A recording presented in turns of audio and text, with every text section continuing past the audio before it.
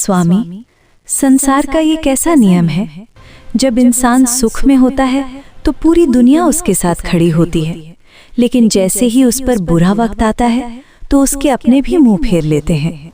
आखिर मुसीबत में इंसान अकेला क्यों रह जाता है? क्योंकि पार्वती, ये दुनिया परछाई की तरह है।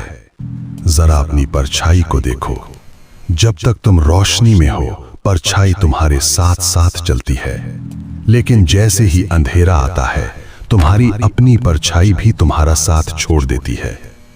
जब तुम्हारे शरीर का हिस्सा परछाई ही अंधेरे में वफादार नहीं, तो तुम दूसरों से क्या उम्मीद करती हो? अकेलापन सजा नहीं, ये संकेत है कि अब तुम्हें अपनी रोशनी खुद बननी है। सत्य है प्रभु, अंधेरे में सब गायब हो जाते हैं। लेकिन दूसरा प्रश्न, सफलता मिलने से पहले इंसान को इतना तड़पना क्यों पड़ता है? क्या उसे आसानी से मंजिल नहीं मिल सकती? नहीं पार्वती, क्योंकि आसानी इंसान को कमजोर बना देती है। उस तितली को देखो, उसे कोकून से बाहर आने के लिए बहुत जोर लगाना पड़ता है।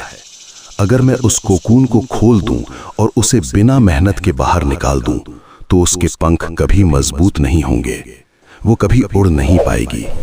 इंसान का संघर्ष ही उसके पंखों में ताकत भरता है। दर्द उसे तोड़ नहीं रहा, उसे उड़ने के लिए तैयार कर रहा है। अद्भुत, संघर्ष ही शक्ति है। अंतिम प्रश्न प्रभु, जो लोग चुपचाप मेहनत करते हैं, दुनिया उन्हें नाकाम क्यों समझती है?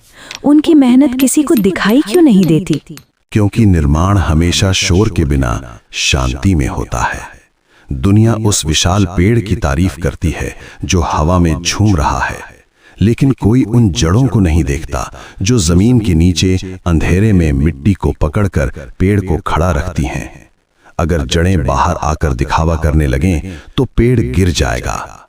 सफल व्यक्ति वो है जो जड़ों की तरह गुमनाम रहकर भी अपनी पकड़ मजबूत रखे। हे महादेव, आज जीवन का सार समझ आ गया। साथ छोड़ना परछाई का धर्म है, संघर्ष करना तितली की उड़ान है, और चुप रहना जड़ों की ताकत है। हर हर महादेव।